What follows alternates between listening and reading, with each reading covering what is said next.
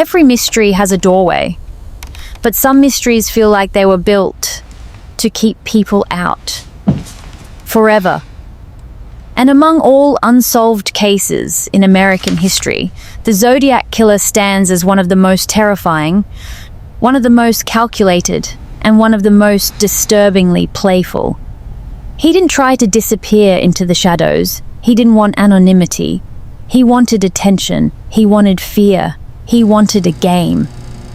And in this visual investigation, someone unexpected stands inside that game with us. Lucia, dressed in an orange prison uniform, standing alone in a dim room washed in cold blue light. She becomes the image of someone trapped between truth and trauma, a survivor of a broken system, a woman forced into violence by circumstance, now facing the coded madness of another predator. She stands before a crime board filled with newspaper clippings, faded photographs, and the infamous Zodiac crosshair symbol. And even though she belongs to a fictional world, the weight of the mystery pulls her in, as if it were real. When we say Zodiac didn't hide, he wanted to play a game. Lucia tilts her head toward the camera, her eyes narrowing. It's almost as if she understands what kind of person turns murder into a puzzle, as if she has seen that darkness before.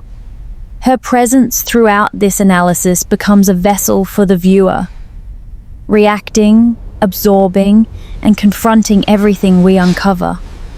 The first real crack in the Zodiac mystery began with the Z408 cipher. 408 characters of symbols written with eerie precision. And while the police struggled to make progress, it was an ordinary married couple, Donald and Betty Harden, who solved the code in just a few days. When this part of the story is revealed, Lucia is shown sitting at an interrogation table. In her hands is a printed copy of the cipher, and the camera moves closer to her eyes. Each symbol reflects in her pupils like scattered pieces of a violent puzzle. She isn't just examining the code, she's trying to understand the man behind it, the same way she once tried to understand the forces that shaped her own life. Then the decoded message appears. I like killing people because it is so much fun. In that moment, Lucia lowers the paper, takes a slow breath, and her expression tightens, not in fear, but in recognition of a kind of cruelty she has met before. Lucia reacts the way any viewer would react, but deeper. She channels the emotional punch the cipher was designed to create. To understand Zodiac's mind, we then turn to the mechanics of cryptography. Simple substitution ciphers, homophonic systems, symbols that multiply meaning and make decoding exponentially harder.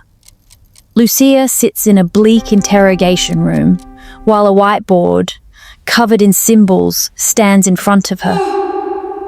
She marks them one by one with a pen.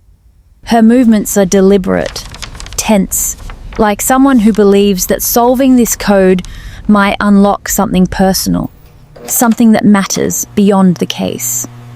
When the narrator explains how homophonic substitution allows a single letter to be represented by several symbols, Lucia pauses, looking up at the chaotic board. In her silence, we feel the magnitude of Zodiac's intelligence and the madness intertwined with it. Then comes the cipher that haunted investigators for half a century, Z 340. The camera reveals Lucia standing before a massive printout of the cipher pinned to a wall. The room flickers with red and blue highlights, creating a hypnotic, unstable atmosphere. She lifts her hand to touch one of the symbols, gently, almost reverently, like she's acknowledging the 51 years that passed before 3 experts finally cracked its meaning. But the mystery doesn't end there. Because the Z13 and Z32 ciphers remain unsolved, with many believing that Z13 could contain the killer's true name. When Lucia hears this, she steps back slightly, her expression shifting. It's subtle, but powerful, an instinctive response to an idea that feels too intimate, too dangerous. As we explore the psychological content of Zodiac's letters, Lucia becomes the symbol of every victim who has ever been pulled into the orbit of a predator. When the narration mentions Zodiac's obsession with enslaving his victims in the afterlife, Lucia appears sitting alone in her cold prison cell. A single overhead light flickers above her.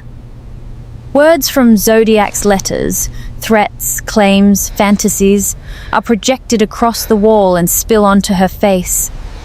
She closes her eyes, and for a moment, she carries every fear these messages were meant to provoke. Lucia is fictional, but the pain she embodies is not. She represents anyone who has ever been controlled, hunted, or reduced to a piece in someone else's twisted game. As the video moves toward its final insight, Lucia returns to the forefront. She stands before the Z13 cipher, surrounded by silence. The air is tense. The hanging bulb above her flickers unpredictably. When the narration states, "Zodiac left us a game. 2 ciphers remain unsolved," Lucia slowly lifts her gaze to the viewer. It's a challenge, a dare, an invitation to step into the mystery with her. And when we ask, who do you think the Z13 cipher is hiding? Lucia turns her head slightly, as if measuring the viewer's resolve. Her expression is unreadable, part warning, part curiosity, part plea. In the final moments, Lucia steps backward into darkness. The lights fade, and only the Z13 cipher remains illuminated. The room empties, the mystery stays, the game continues. Lucia disappears, leaving behind a symbol of an evil mind that has outlived its own era, and a question that has outlived every investigator who tried to answer it. And even though Lucia is not real, her presence here reminds us of something deeply human. That behind every puzzle is a victim. Behind every cipher is a story of control, and behind every unsolved mystery is a shadow that still watches us from the past. The Zodiac case may be decades old, but its grip remains strong. 2 ciphers remain unsolved. 2 doors remain unopened. The question is, who will step through them?